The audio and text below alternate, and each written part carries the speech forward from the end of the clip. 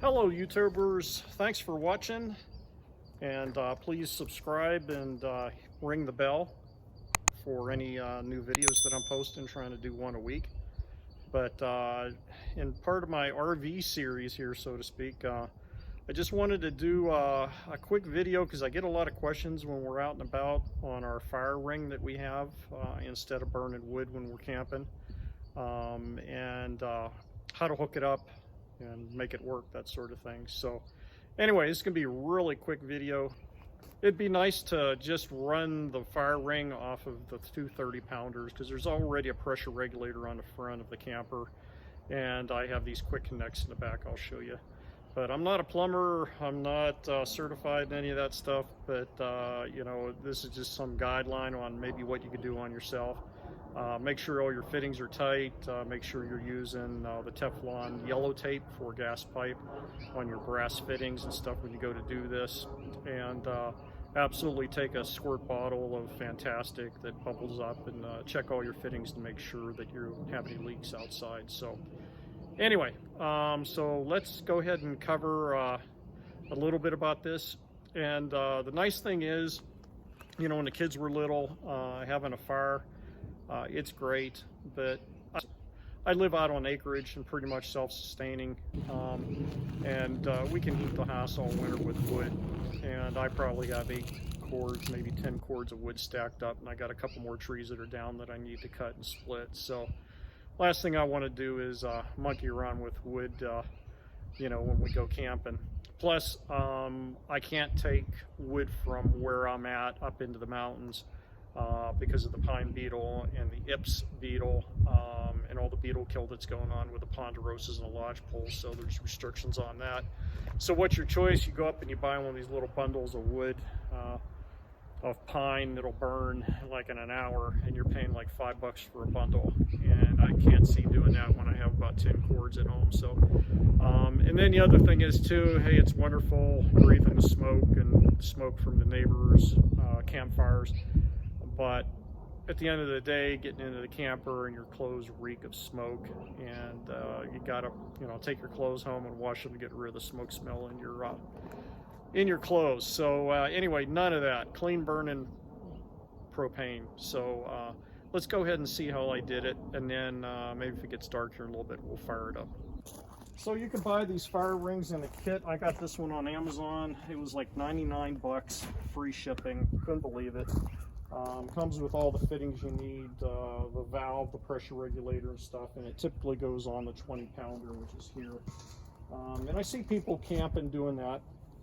You know, instead of burning wood, they'll drag a 20-pound bottle, although they probably have two 30s on the front of their trailer, and then hook it up that way. And I'm always getting the question, well, how do you hook it up different? So see if we can get a view of this. So under the back of my trailer, I have 2 propane quick connects right here. There's one there for running the outdoor burners, which, by the way, I just updated to an induction cooktop, which is my other video. So go look at my other videos.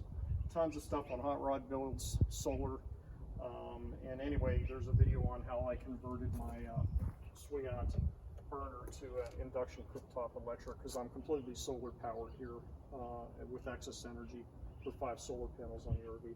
And then I have another quick connect here for a swing out grill, just a gas grill for cooking hot dogs and hamburgers, that sort of thing. So anyway, let's go ahead and unpackage this. So the kit comes pretty complete for 99 bucks. I don't know how they do it, but you got a nice little carrying case that you get with it. You get the lava rock, and let's get it out of the case here. And I've seen these for sale at Costco too. I think Costco's got one too, but I got this on Amazon. This is a Camp Chef, and works really well. You have a flame up all the way, and this stainless steel ring is real nice. Put your feet on and it stays cold.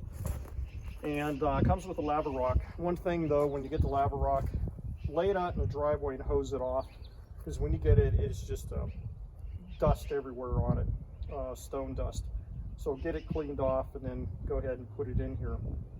So the business side, of this that I modified is that normally you're going to have the hose connected here, actually screwed in here with the regulator control or the pressure control, and then that's going to go into your 20-pounder and screw on with the regulator. So you have your regulator, you have a hose, and then you have it just plumbed permanently into this fitting. So what you're going to do is unscrew this fitting. You're going to go on Amazon or eBay and order a male and female RV Propane Quick Connect. That's all you need to know. Just go ahead and Google it or go on eBay and Amazon and just put that in. Again, male and female RV Propane Quick Connect. And then you're going to take the male side here, unscrew your hose out of here that normally went to the bottom of the regulator, because you have a regulator on your camper that you'll use that regulator, so you don't need the one on the bottle. Unthread the hose, and then take the male fitting and put it into the hole there. Now you may have to go to Lowe's, just look at Lowe's or Home Depot and get an adapter for the thread size you need from this male fitting to go into the main valve there. So that's pretty simple to do. Okay, then from there what I do is you can go on to Amazon or eBay again and order some extensions. So these are quick connects extensions. These are the ones that came with the camper. One goes to the gas grill and then went to the cooktop. But what I could do is these snap off, and probably a lot of you guys know how this works already. So anyway, you pull that down and it disconnects. I could pull the other one down, disconnect it, and there we go. And then what I could do is put them together and make an extension so I can get away from the camper. So then I go up to the camper and I take the male end, pull out my plug, dust plug, push in, put in the quick connect, and then turn the valve on. And now I have gas flowing to this line. And then I got an extension which is even longer, and these are like probably 6 foot, so I have 12 feet of extension. So the idea is that I could really get this fire ring away from the camper. Sometimes we'll even put it into the existing fire ring they have for wood burning at the campsite, and we'll just sit it in the hole and people think we have a regular fire going. So that's how that works. And also here in Colorado, continually there's a fire ban because it's such a dry climate, and we don't have a choice anyway. We really can't burn wood. So let's add another section of extension on here. So we get this one here, and this is going to go on the end here. Remember, we put a male end on here, so just get it on there, and that's it. And then some of these come with a valve. So turn the valve on so it's in line, means it's on. And then I'll take the other end here since it's already connected and just hatch it on. So I can get probably 20 feet away from the camper. And that's really all there is to it. And you're ready to have a nice fire, roast marshmallows, do whatever you want. So, but anyway, I'll let this sit for a while, let the sun go down a little bit, and then we'll fire it up. And the flame is amazing on this, how well it does. So anyway, let's wait for the sun to go down. Right, so got it ignited. This is July 3rd, the evening. You could probably hear some of the fireworks in the background here in Colorado. But this is a really nice fire ring. Again, you have maybe $100 into it for the ring, and then maybe $15 and some adapters and some fittings and maybe an extension, that sort of thing, maybe another $20. So, and anyway, starts off blue, and as it gets hotter, that lava rock gets going and the flame gets more yellow. So these are great, especially areas that have fire bans. It's not shooting off any sparks or anything. And what I like about it is at the end of the fire, you just turn the valve off and it cools down and you go to bed.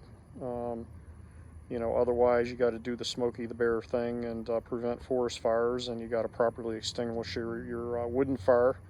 Go find a bucket of water and sit there while you extinguish all the coals out. Make sure it won't flare up again during the night. So, but anyway, the ring, I put my foot there, you probably can't see it, but that ring on the outside, I don't know how it does it, but it stays cool. But you could roast marshmallows, do your s'mores, cook hot dogs, cook a steak on top of this thing. Again, you're burning propane, and again, I'm running off of the two 30-pound tanks on the front of the camper with those adapters that I showed you. Also, if you want to use the regular regulator that came with it, just put a female quick connect on the end of the hose. Keep the regulator, so if you wanted to take this ring, run it on your deck of your house or your backyard or something like that, where you're not near your RV with propane tanks, you could still use a 20-pounder. So, but anyway, I think you'd be real happy with this. And again, it's very efficient, and I've got it on high right now. Once it warms up, I usually run it on medium, so I'll see if I can turn it down to medium here, which will save more gas.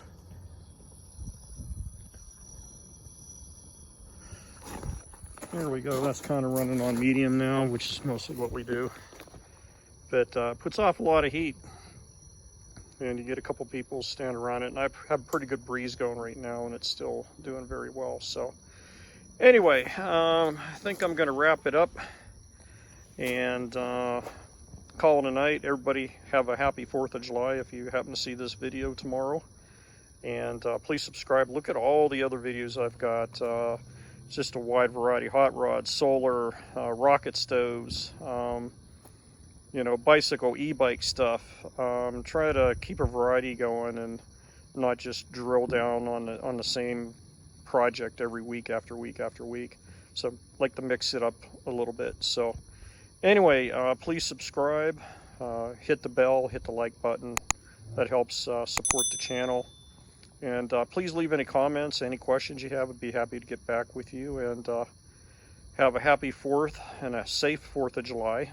And thanks for watching.